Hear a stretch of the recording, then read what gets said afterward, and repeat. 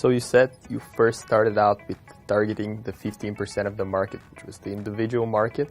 And from there you expanded as you grew, both your expertise in the field and how to distribute the content. You then transitioned to the corporate marketplace where you can come with a better and more compelling proposition. Would you say that is a key to disruption when you're just starting out, to focus on a smaller segment of the market and a really tiny niche in order to slowly but surely build that momentum and get the snowball effect before you jump in the big leagues? It's the only way to start. It's the only way to start. In my niche, I knew there was a significant number of people that needed answers to immigration questions that weren't able to get answers to those questions out of the way that the professional services marketplace was configured at that time. But because I'd spent time working for my two major competitors, in fact I was a founding partner of one of them, I knew what they were all about, and I knew that they weren't for turning. They were going to carry on doing what they've always done, because these companies are machines, right? And they have deployed capital and resources and gained all that experience and all that dynamic in the marketplace to achieve status. All the systems are designed to achieve the status that they've got in the industrial economy. So you can't go against them. It's ludicrous to think that you can.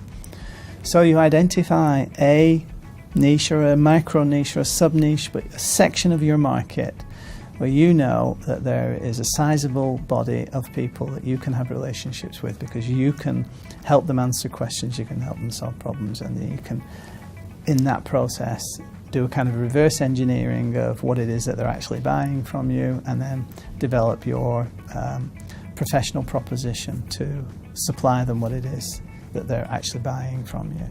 So yes, you have to start small, and Clay Christensen calls that competing against non-consumption. And there you've got no competition. You just go in and you take the marketplace, and that's exactly what we did over 6 years. Okay, that's brilliant.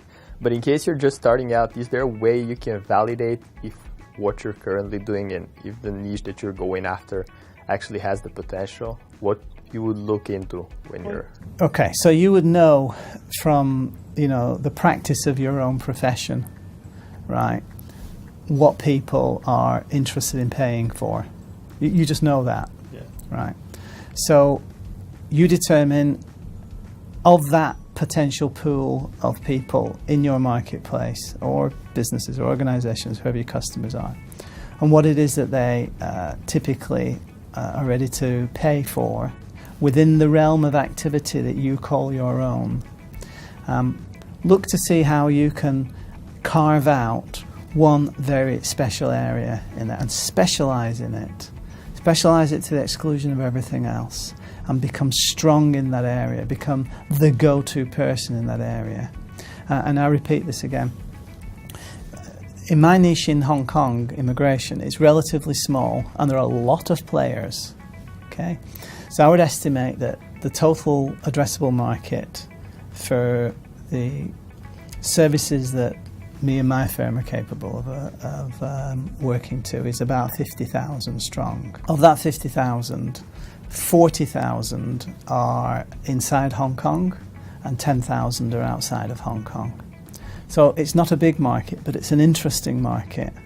Naturally, because it's immigration, it's limited to, immigration and Hong Kong and those people that are interested to come to Hong Kong. So whilst my niche is very small, until now, it's created the opportunity for us to develop a business that's selling more than $1 million a year in services. We've got 25 people working for us.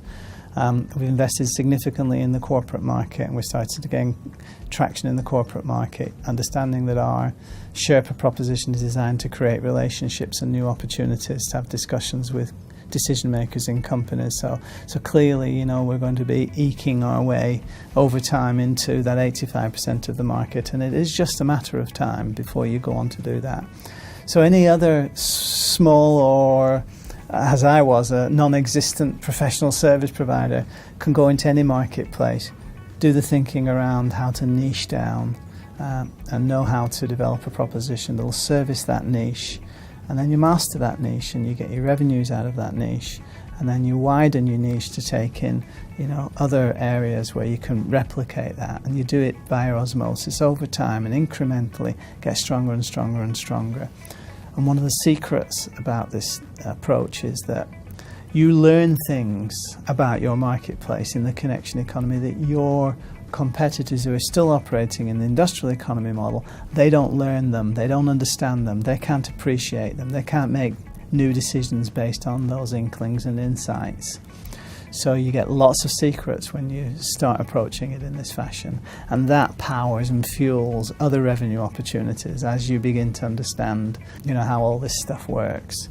So, the fact that we're now producing all of this type of material where we're sharing everything that we know about intelligent content marketing as we've defined it. In essence, what we're doing is we're completely copying the business model that we applied to Hong Kong immigration. There is no correlation between Hong Kong immigration and everything that we've learned in the last 6 or 7 years, and which we've bundled together and couched it as intelligent content marketing that we're sharing under this mentorship site. There's no connection between the two except for the formula, and it's the formula that works. And the great joy in all of this, and what gives me huge confidence, is that I'm designing intelligent content marketing for people who are just like me. So other professionals that are just like me may or may not have had the kind of experience that I've had. But what I can pass on through this sharing is that if I can do it, anyone can do it, really. It just takes a modicum of intelligence, a desire to make it work, frustration with the incumbent arrangements and what appears to be a distinct inability to move forward in a meaningful sense. And also anticipate that, the future's got to be different because that's what everybody says, right? It's going to be different. Well, we've produced a different future and we know it works. And there's no reason whatsoever why anybody who's just like me, who's got a professional capability in a particular niche, can't adopt this strategy and be incredibly successful with it.